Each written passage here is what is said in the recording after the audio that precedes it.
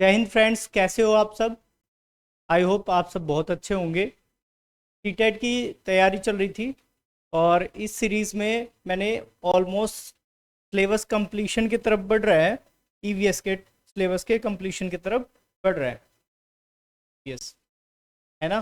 तो अभी हम कौन से क्लास फोर्थ की ईवीएस चला रहे हैं, आसपास की। इससे बहुत ज़्यादा क्वेश्चन आते हैं। अब क्लास फिफ्थ करवाएंगे और फिर उसके बाद फिर एमसीक्यूज जो प्रीवियस ईयर क्वेश्चंस आए हुए हैं उनको देखा जाएगा, है ना। तो यहाँ पे देखो भाई, आसपास हमने ऑलरेडी 1 से 20 तक चैप्टर फिनिश करवा दिए। 1 से 20 तक चैप्टर फिनिश करवा दिए। अब इस वीडियो में 21 से लेकर 26 तक के चैप्टर को डिस्कस करेंगे। आई होप आपको बहुत अच्छा लग रहा होगा। अगर आपको कुछ भी समझ में आ रहा है, चाहे एक लाइन समझ में आ रही, चाहे एक शब्द समझ में आ रहा है, तो उसके लिए आप हमें क्या है, एक आभार के रूप में आप लाइक कर सकते हो। हमारी वीडियो को लाइक कर दीजिए, हमें मोटिवेशन मिलेगा इन सारी चीज़ों से, है ना। तो आगे बढ़ते हैं भाई।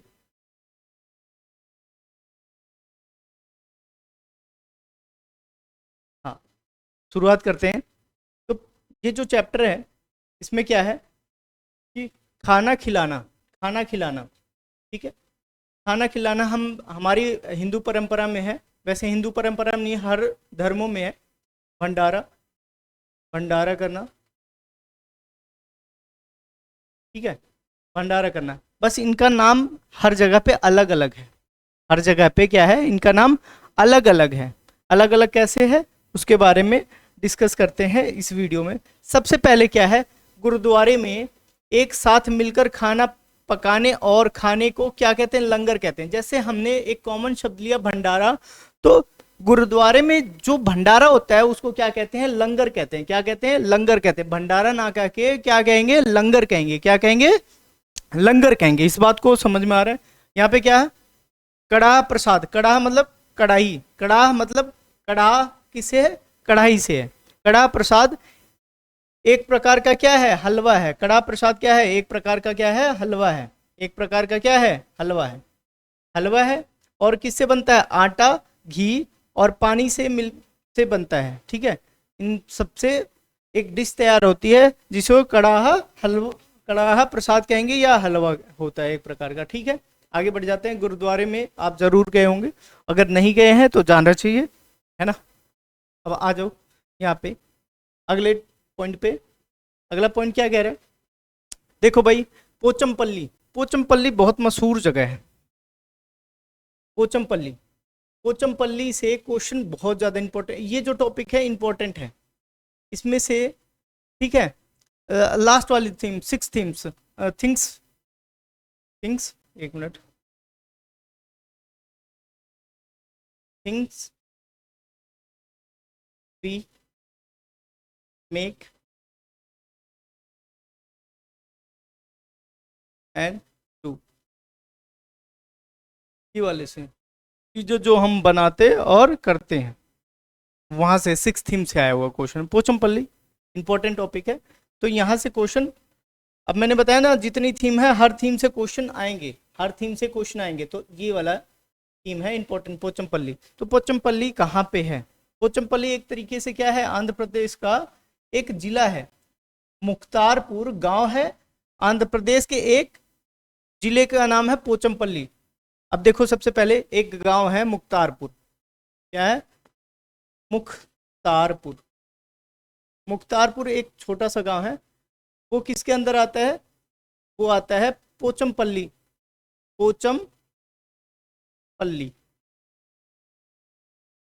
और पोचमपल्ली किसके अंदर आता है, आंध्र प्रदेश के अंदर, आंध्र प्रदेश के अंदर। बात समझ में आ रही है। तो अब कोई कंफ्यूजन नहीं है, गांव क्या है, मुख्तारपुर, जिला कौन सा है, पोचमपल्ली, और कहाँ, आंध्र प्रदेश। यहाँ तक बात समझ में आई, यहाँ तक बात समझ में आ गई होगी। अब आते हैं, इस जिले में ज्यादातर परिवार बुनकर होते हैं। कपड़े का, बुनकर क्या होते हैं, जो कपड़े का काम करते हैं, सिलाई कढ़ाई बुनाई जो करते हैं उनको, ठीक है। इसलिए इसलिए इस बुनाई को पोचमपल्ली नाम दिया। जिस डिस्ट्रिक्ट में है, इस बुनाई का नाम भी पोचमपल्ली है। जो बुनाई करने का तरीका है उसका क्या नाम है, पोचमपल्ली है। किसकी वजह से, जिला पोचमपल्ली होने की वजह से उस हुनर को भी पोचमपल्ली नाम दे दिया गया है। यहां तक बात समझ में आ रही है? आगे बढ़े। अब आगे इसमें है, सबसे पहले धागे की लट्ठियां। अब धागे मतलब कैसे यहाँ पे काम होता है, सबसे पहले धागे की लट्ठियों को उबले हुए पानी में डालकर उनकी गंदगी और दाग धो लेते हैं। सबसे पहले क्या करेंगे कि जो धागे की गट्ठियां होंगी ना, एक गर्म पानी में, उबले हुए पानी में क्या कर देंगे, उसकी साफ सफाई कर देंगे। साफ सफाई करके उसके दाग, गंदगी और दाग को धो देंगे। गंदगी और दाग जब धो जाएगा, धुल जाएगा, फिर उसके बाद क्या हो जाएगा, उसके बाद इसकी सफाई हो जाएगी, धागे की सफाई हो जाएगी। यस या नो? धागे की सफाई हो जाएगी। तो धागे की सफाई का सबसे मस्त तरीका इनके पोचमपल्ली में क्या है कि पहले भाई गर्म पानी से, उबले हुए पानी से धोते हैं, उसके दाग धब्बों को साफ करते हैं। साफ कर लेंगे, फिर उसके बाद क्या करेंगे भाई, उसके बाद फिर धागों को सुंदर रंग में रंगा जाता है, उसके बाद उन्हें सुखाकर गट्ठी बनाई जाती है। उनकी क्या बनाई जाएगी, पहले साफ करा गया, फिर उसके बाद रंगा गया, फिर उसके बाद गट्ठियां बनाई गई, गट्ठी बनाई गई। ये काम हुआ है इसका। ठीक है, आगे आते हैं भाई। अब फिर उसके बाद क्या हुआ धागे के साथ में, धागे की गट्ठियां कंधे पर लपेटे जाती हैं, कंधे पे लपेटी जाती हैं, फिर इसमें कपड़े बुने जाते हैं। सबसे पहले मैंने बताया क्या, सफाई हुई, साफ किया गया, फिर उसके बाद क्या किया गया है, उसके बाद रंगा गया है, फिर उसके बाद सुखाया गया है, और फिर कंधे पर लपेटी जाती हैं और फिर बुनाई होती है, बुनाई। इस बात को ध्यान रखना, ध्यान रखना। फिर ठीक है, रेशमी कपड़े व साड़ियां रेशम के धागे से बुनी जाती हैं। ये बात आपको पता होगी, वैसे बहुत बड़ी बात नहीं है। रेशमी कपड़े किससे बने जाएंगे, रेशमी धागे से बनेंगे, है ना। रेशमी कपड़े किससे बनेंगे, रेशमी धागे से। ये कोई बड़ी बात नहीं है, ये बच्चों वाला थोड़ा था, कोई बात नहीं। कभी एक आध लाइनें इसमें क्या है, बच्चों वाली भी है, क्योंकि ये 4th क्लास का है, तो 4th क्लास के बच्चे ही होते हैं, उनकी बुक से है। सूती धागे से साड़ियाँ, कपड़े के थान और चादरें आदि बुनी जाती हैं। सूती धागे से साड़ियाँ और कपड़े के थान, चादरें ये होती हैं। ठीक है, ये भी कुछ ज़्यादा इंपॉर्टेंट नहीं है, लेकिन जो नाम बताया मैंने अभी, जस्ट नाम बताया है, कौन सा, कि मुख्तारपुर,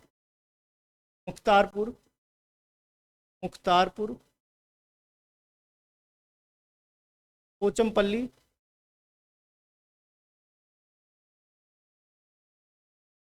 और फिर उसके बाद पोचमपल्ली बुनकर के लिए है। और पोचमपल्ली कहाँ है, आंध्र प्रदेश में ये भी है, बुनकरों के लिए है। और फिर उसके बाद साफ सफाई की प्रोसेस मैंने बताई है, साफ सफाई की प्रोसेस, यही चीज़ें इंपॉर्टेंट है। बाकी और सारी चीज़ें आपको ऑलमोस्ट तुक्का भी लगा सकते हो इनमें। तो इंपॉर्टेंट चीज़ें मैंने बता दी, और कुछ जो लेस इंपॉर्टेंट है उसको भी मेंशन करा है। ऐसा नहीं है कि सिर्फ डिफिकल्ट चीज़ें मेंशन की गई हैं, ठीक है। डिफिकल्ट नहीं है, रिमेंबरिंग के बेसिस पे है सारी चीज़ें, डिफिकल्ट तो होती ही नहीं है कोई भी चीज़। दूर देश की बात, ठीक है। अब ये दूर देश की बात, तो एक तरीके से क्या होगा, दूर देश में क्या होता है, फैमिली कैसी होगी, वो चीज़ें होंगी, फैमिली एंड फ्रेंड्स से आएगा, फैमिली एंड फ्रेंड्स थीम से आएगी चीज़ें। दूसरी क्या होगा, ट्रैवल, यात्रा नामक थीम से आएगी, यात्रा नाम की थीम से आएगी। यही सारी चीज़ें हम इसमें डिस्कस करेंगे, ठीक है। तो देखते हैं भाई, सबसे पहले इसमें क्या है, मलयालम लैंग्वेज में चिटिप्पन मतलब पापा के छोटे भाई, मतलब चाचा को कहते हैं। क्या कहते हैं, चाचा को चिटिप्पन कहते हैं। क्या कहते हैं, चिटिप्पन। कुंजम्मा चाची को कहेंगे, किसको कहेंगे, चाची को। कुंजम्मा चाची को कहेंगे। पिता के छोटे भाई की पत्नी को कुंजम्मा कहेंगे, मतलब चाची को कहते हैं। किसको कहते हैं, चाची को कहते हैं। अबू धाबी और उसके आसपास के देश रेगिस्तान इलाके में हैं। कैसे है? रेगिस्तानी है, वहां पे रेत बालू बहुत ज्यादा होते हैं। यहाँ पे सिर्फ तेलों का ही व्यापार होता है। किसका होता है? तेलों का ही व्यापार होता है। इसके बारे में देखते हैं। रेगिस्तान में बारिश नहीं होती है। रेगिस्तान में ये सबसे बड़ी बात है कि बारिश नहीं होती है। वहां पानी सचमुच में बहुत कीमती है। पानी बहुत ज्यादा कीमती है। कौन कीमती है? बहुत ज्यादा पानी कीमती है। वहां ना बारिश है, ना ही नदियां हैं। ना ही बारिश है, ना ही नदियां हैं, ना ही झीलें हैं, और ना ही तालाब है। पानी का कोई भी सोर्स नहीं है। पानी का कोई भी सोर्स नहीं है। पानी तो है ही नहीं। रेगिस्तान इलाके में पानी है ही नहीं। बहुत कम है, बहुत कम है। वहां पे पानी ज्यादा महंगा है, तेल ज्यादा सस्ता है। पानी ज्यादा महंगा है, तेल ज्यादा सस्ता है। तेल ज्यादा सस्ता है, इस बात को ध्यान रखिएगा। जमीन के नीचे भी वहां पानी नहीं है। कहाँ है? जमीन के नीचे। लैंड वाटर भी नहीं है। लैंड वाटर नहीं है, कितनी दिक्कतें होंगी आप सोच के देखो। अगर आपके आसपास में सफिशिएंट पानी आ रहा है ना, तो आप बहुत लकी आदमी हो, बहुत ज्यादा लकी है। लेकिन वहां रेतीली जमीन के नीचे तेल है। क्या है? तेल है। इसलिए वहां पेट्रोल आसानी से मिल जाता है। वहां पे क्या है? पेट्रोल आसानी से मिल जाता है। बल्कि पेट्रोल पानी से सस्ता है। पेट्रोल किससे सस्ता है? पानी से सस्ता है। देख लो, मैंने वही बातें अभी बताई। पेट्रोल क्या है? पानी से सस्ता है। इंडिया में पेट्रोल महंगा है। अब देखो यहाँ पे क्या है कहानी। रेगिस्तान में केवल एक ही प्रकार के पेड़ देखे जा सकते हैं, जिसको वो कौन से हैं? खजूर, अलाहविल्ली, अलाहविल्ली, खजूर के पेड़। खजूर के पेड़ जरूर दिखाई देंगे रेगिस्तानी इलाकों में। ठीक है, खजूर के पेड़ है, क्योंकि वही एक ऐसा पेड़ है जो वहां उग सकता है। रेगिस्तान में खजूर से आसानी से मिल जाता है। खजूर किससे मिल जाता है? बहुत इजीली तरीके से मिल जाता है। ये देखो खजूर का पेड़ है यहाँ पे, ये रहा खजूर का पेड़। सबसे ऊंचाई पे हो जाता है, खजूर ही मिलते हैं। अल्लाहविल्ली, आ जाओ भाई। रेत के टीले जैसे पहाड़, रेत के टीले जैसे पहाड़ होते हैं, जो केवल रेत से बने होते हैं। भाई क्या होगा कि भाई रेत की सारी चीजें होंगी, रेगिस्तान है तो भाई रेत क्या हो जाएगा? उड़ता रहेगा, उड़ता रहेगा। एक जगह एकत्र हो गया, एक जगह इकट्ठा हो गया, तो ऐसे हो जाएगा, उठ जाएगा। यहाँ पे रेत है, यहाँ से उड़ की चीजें आई, यहाँ पे उड़ की चीजें आई, यहाँ पे इकट्ठी हो गई, यहाँ पे इकट्ठी हो गई, और पहाड़ का रूप ले लेती हैं। तो ये रेत के पहाड़ भी होते हैं। ठीक है, टीले, जिसको टीला कहा जाता है। रेत का पहाड़ या टीला, पहाड़ जैसे होते हैं, टीला होता है। ठीक है। अबू धाबी में उपयोग किए जाने वाले पैसे दिरहम होते हैं। दिरहम, दिरहम, दिरहम से याद आया कि अभी एसएससी में दिरहम से ही क्वेश्चन पूछा था, करेंसी के बारे में। उन पर वहाँ के अरबी भाषा में कुछ लिखा होता है। कुछ लिखा होता है मतलब वही है कि भाई जैसे इंडिया में लिखा होता है कि भाई मैं इतने रुपए देने का अदा करता हूँ, वही सारी चीजें होंगी। ठीक है सर, यहाँ पे देखते हैं भाई, ये दिरहम है। ठीक है, दिरहम।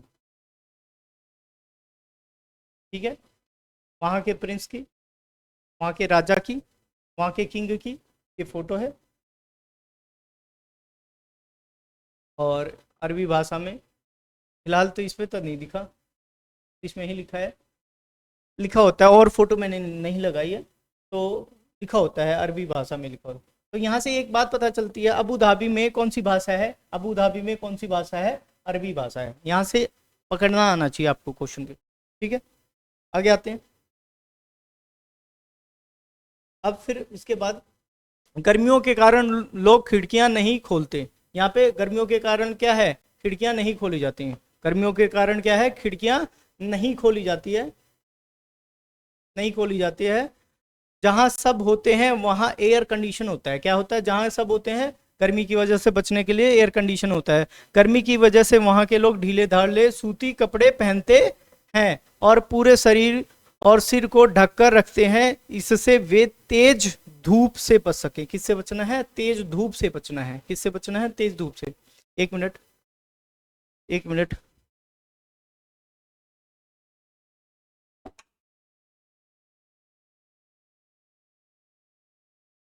तेज से, तेज धूप से बचते हैं। अब आ जाते हैं नए टॉपिक पे। ये नया टॉपिक है फौजी वाहिदा। फौजी वाहिदा, वाहिदा के बारे में जानेंगे। ये बहुत अच्छी इनके बारे में है, चार्जर के पॉइंट लगाना, ठीक है। वाहिदा के बारे में, फौजी वाहिदा के बारे में देखते हैं भाई। फौजी वाहिदा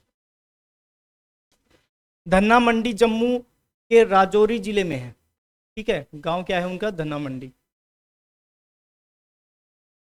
मंडी, और जिला कौन सा है? राजौरी,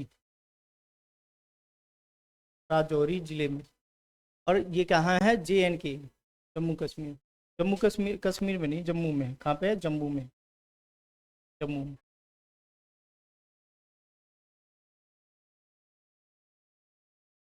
जम्मू में, ठीक है। धना मंडी जम्मू के राजौरी जिले में है। ये वाहिदा की कहानी है, वाहिदा के बारे में, वाहिदा प्रिज्म के बारे में है, ठीक है। लेफ्टिनेंट कमांडर वाहिदा प्रिज्म ऐसी एक महिला है जिन्होंने क्या है, परेड की कमान संभाली है, परेड करवाई है इन्होंने। पहली महिला ऐसी है जिन्होंने परेड को कमांड दी है, तो फौजी वाहिदा है, ठीक है। ये भारतीय नौसेना में डॉक्टर थी। इनकी जिम्मेदारी होती है कि सबकी तबीयत ठीक रहे। सबकी तबीयत क्या है? अब एक नॉर्मल सी डॉक्टर की बात है, ये बच्चों की कहानियां हैं, इस वजह से बच्चों की तरह बताई गई है। लेकिन यहाँ पे देखो डॉक्टर की क्या फर्ज होते हैं, ये 4th क्लास के बच्चों को समझाया गया धीरे धीरे कि किसके क्या प्रिंसिपल होने चाहिए, एक डॉक्टर के क्या प्रिंसिपल होने चाहिए। तो इस छोटी छोटी बातों को भी ध्यान दिया गया है इसमें कि वाहिदा का क्या है, वाहिदा की ड्यूटी है कि भाई सबकी तबीयत क्या हो, ठीक हो। जहाज पर मौजूद सभी अधिकारियों और नाविकों का चेकअप करती हैं। कौन? नौसेना में डॉक्टर थी वाहिदा, और उन्होंने सबसे पहले क्या है, कमांड करा है महिलाओं को परेड में, ठीक है। एज अ कमांडर उन्होंने काम करा है। और फिर उसके बाद नौसेना में जब डॉक्टर हैं तो भाई सबकी तबीयत का भी ख्याल रखना है। जिस क्रूज पे, जिस नाव पे वो जाते होंगे, नाव नहीं कहेंगे उसको, जिस शिप पे जाते होंगे, शिप, जिस शिप पे जाते होंगे वहाँ पे क्या है, उनको उनका देखभाल रखना है, तबीयत ठीक होनी चाहिए और प्रॉपर चेकअप होना चाहिए। प्रॉपर क्या होना चाहिए? चेकअप होना चाहिए हर एक व्यक्ति का जो उस बोट में है, क्योंकि बीमारियां सबसे ज़्यादा समंदर के हिसाब से आएंगी। इस वजह से चेकअप करना बहुत ज़्यादा ज़रूरी है। कुछ जलीय जीवों से जो बीमारियां आ जाए, नॉर्मल थल पे आ जाएंगी तो सब बीमार हो जाएंगे। इस वजह से प्रॉपर चेकअप होना बहुत ज़्यादा ज़रूरी होता है। यहाँ से ये बात समझ में आ रही है आपको? ठीक है। इस छोटी छोटी बातों से बहुत बड़ी बड़ी बातें निकालने की कोशिश करो। अब इसके बाद आ जाते हैं भाई टॉपिक पे। फिर से एक्स्ट्रा बातें जो बताता हूँ ना वो टीचर के पॉइंट ऑफ व्यू से है। जो एक्स्ट्रा बातें मैं बताता हूँ वो टीचर के पॉइंट ऑफ व्यू से, इस बात को ध्यान रखिएगा। सिर्फ ऐसा नहीं है कि भाई मैं बता रहा हूँ टाइम पास कर रहा हूँ, आपको जो बता देता हूँ एज अ टीचर आपके एटीट्यूड क्या होनी चाहिए, आप उस बात में से क्या बात निकाल रहे हो, वो सारी चीज़ें बहुत ज़्यादा इंपॉर्टेंट है। आप तो सीटेट के एग्जाम जाओगे, उसमें केस स्टडी देगा, आपको सिचुएशन देगा, सिचुएशन बेस आपका क्या एक्शन होना चाहिए, तो सिचुएशन देगा, 4 उसमें एक्शन देंगे, अप्रोप्रिएट एक्शन देंगे। तो आपको ये चीज़ ध्यान रखने की ज़रूरत है कि भाई उस सिचुएशन से आप क्या निकाल पा रहे हो, आपका क्या as a teacher, as a good teacher आपका बिहेवियर है। और अगर आप बिहेवियर नहीं कर पाओगे तो आप सीटेट क्वालिफाई करोगे ही नहीं। तो जो मैंने छोटी बातें बताई हैं वो क्यों ऐसा हो रहा है कि भाई चेकअप प्रॉपर जरूरी है हर जगह पे, मतलब नौसेना में क्यों ज़्यादा है, क्योंकि नौसेना भाई बाहर देशों में जाते हैं, वहाँ कैसी बीमारियां, अब जैसे कोरोना वायरस है, कैसे आया भाई, बाहर से ही तो आया है। तो प्रॉपर चेकअप होता रहेगा तो क्या है, बड़ी समस्या, गंभीर समस्या, पैंडेमिक से बचने का सबसे बड़ा इलाज भी है यहीं पे। अगर बीमार है तो उसको वहीं पे रखेंगे, दूर रखे, उसका ट्रीटमेंट करेंगे, कोशिश करेंगे, नहीं तो पैंडेमिक एंडेमिक सब कुछ हो जाएगा ये। तो एज अ टीचर आपको क्या वहां से ग्रैब करना, वो आपको सीखना ही पड़ेगा। नहीं सीखोगे तो टीचर नहीं बन सकते। तो साफ सीधी बात है। इसमें मैं कुछ ऐसा नहीं है कि मीठा बोलूंगा ऐसा, मैं आपको सीधी सीधी बात ये बताता हूँ, जब तक आपका एटीट्यूड ऐसा नहीं होगा एज अ टीचर कि बातें क्या होंगी जो समाज के लिए भला होंगी, बच्चे के लिए भला होंगी, सबसे पहले समाज को भी छोड़ो, पहले बच्चे के लिए भला होंगी, फिर समाज के लिए होंगी, फिर अपने लिए होंगी। समझ में आया? सबसे पहले बच्चे के लिए, फिर समाज के लिए, फिर अपने लिए। इंडिविजुअल हैं हम, इंडिविजुअल के लिए कोई वैल्यू नहीं है, पहले बच्चे की वैल्यू है, फिर उसके बाद समाज की वैल्यू, फिर हमारे राइट्स की वैल्यू है। अगर कोई भी सिस्टम में गड़बड़ी होती है तो पहले बच्चे को प्राथमिकता दी जाएगी, फिर समाज को दी जाएगी, फिर अध्यापक को दी जाएगी। बात समझ में आ रही है? आगे बढ़ते हैं। इसमें क्या है, इसके अलावा यह भी देखना होता है कि कहीं गंदगी ना फैले, कहीं गंदगी ना फैले, चूहे ना आए, चूहे ना आए, चूहे के साथ में वायरस भी लगा लो, बीमारियां भी ना आए, चूहे वगैरह से बीमारी। और ये जब का टाइम है, उस टाइम में प्लेग आई हुई थी बीमारी, चूहे ना आए इसका मतलब क्या है, प्लेग बीमारी से बचने की बात हो रही थी, प्लेग बीमारी, उस टाइम प्लेग बीमारी। तो इस बात को ध्यान रखिएगा।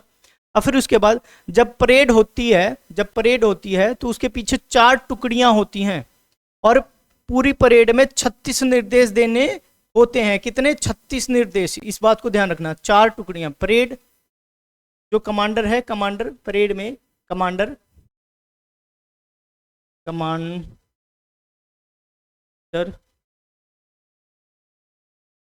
एक मिनट, कमांडर,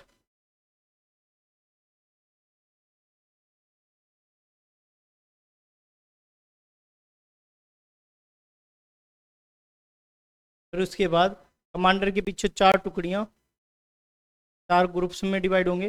4 ग्रुप्स के बाद में, 4 ग्रुप्स के बाद इनको कितने? 36 डायरेक्शंस देनी होती हैं, 36 डायरेक्शंस देनी होती है, या निर्देश देने होते हैं, निर्देश, निर्देश। डायरेक्शन मतलब दिशाएं नहीं हो गई यहाँ पे, निर्देश देना होगा। ठीक है। नौसेना की, नौसेना के हर जहाज पर फर्स्ट एड दिया जाता है। क्या दिया जाता है? First aid. बीमारी से तुरंत इलाज करने के लिए एक सबके घर में फर्स्ट एड बॉक्स होगा, नहीं होगा तो होना चाहिए। आप किस बात के टीचर होने जा रहे हो? अगर नहीं है आपके घर में फर्स्ट एड बॉक्स तो फर्स्ट एड बॉक्स होना चाहिए। जैसे डेटॉल कट गया तो डेटॉल वगैरह लगा के धो दिया जाता है, क्रीम वगैरह होनी चाहिए। ठीक है। फुंसी वगैरह की होनी चाहिए, सर दर्द की दवा होनी चाहिए, पेट दर्द की, और फिर उसके बाद इनो वगैरह होनी चाहिए, ये चीज़ें, और पट्टियाँ होनी चाहिए, ताकि डॉक्टर आए या डॉक्टर के पास जाओ उससे पहले एक छोटा इलाज हो सके उसका, है ना। आसपास के चोट वगैरह अगर कट गया है, मान लो यहाँ पे मेरे पोर्शन पे, तो पहले मैं डेटॉल लगा के धो लूँ, ब्लीडिंग वगैरह रुक जाए, और कॉटन वगैरह इसको लगा सकूँ। तो ये सारी चीज़ें ध्यान रखनी होती है एज अ टीचर। ऐसे आपको स्कूल में भी काम करना है। ऐसे टॉपिक क्यों पढ़ाए जाएंगे? आपको स्कूल में भी काम करना है। 2 बच्चे आपस में लड़ाई कर गए, या लड़ाई नहीं करे, जीने से गिर गए, सीढ़ियों से गिर गए, तो आप क्या करोगे? एज अ टीचर आपकी ड्यूटी क्या होगी? ये सारी चीजें मैं अपनी टीचिंग प्रैक्टिस में, मुझे याद है एक बच्चे के सर के ऊपर ईंट गिर गई, ईंट गिर गई थी। ऐसे बच्चे ईंट उछाल रहे थे, बॉल नहीं थी उस दिन, ईंट उछाल रहे थे, उसके सर पे लग गई। और सर पे लग गई तो क्या हुआ कि उसका सर खुल गया यहाँ से। तो हम सब ने क्या करा था, मैंने अपना रूमाल रख दिया था ऐसे उसके सर पे, और फिर डॉक्टर के पास में वहाँ एटलीस्ट क्या है कि पहले डेटॉल वगैरह से धो, उसके सर को धोया गया, फिर डॉक्टर ने उसके कैंची से बाल वगैरह काटे, और फिर उसके बाद दवाइयाँ करी है।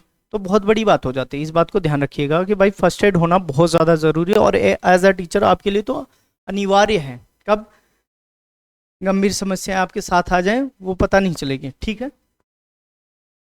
अब इसके बाद जहाज पर एक डॉक्टर है, जो उनके पास में कितने सहायक होते हैं? 3 सहायक होते हैं। 2 से 3 सहायक होते हैं। कितने होते हैं? एक डॉक्टर के पीछे 3 कंपाउंडर होते हैं, या सहायक कह सकते हैं। जरूरी दवाइयाँ, कुछ मशीनें भी होती हैं, और ये सब छोटे कमरे में रखे जाते हैं, एक छोटे से कमरे में रखे जाते हैं। प्रिज्म क्या है? प्रिज्म, प्रिज्म ऐसा कांच होता है, 7 रंग दिखाई देते हैं उसमें। प्रिज्म जैसे इंद्रधनुष से 7 रंग निकलते हैं, वैसे प्रिज्म से भी, प्रिज्म से लाइट पास किया जाएगा तो 7 रंग निकलेंगे, इंद्रधनुष वाले 7 रंग। विबग्योर, विबग्योर, ठीक है, 7 रंग। और इसके आगे क्या है? स्टिक, स्टिक टप्पो, स्टिक टप्पो पुल कहाँ पे है? लद्दाख में। स्टिक टप्पो पुल कहाँ पे है? लद्दाख में। स्टिक टप्पो पुल कहाँ पे है? लद्दाख में। ये बात तो आपको समझ में आ गई होंगी। विबग्योर लिखवा देता हूँ, प्रिज्म वाली, ना तो हो सकता है कुछ क्वेश्चन आ जाए विबग्योर से।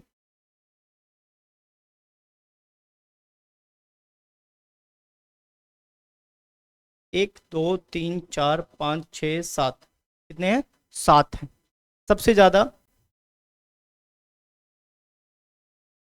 सबसे ज्यादा रिएक्टिव कौन सा है?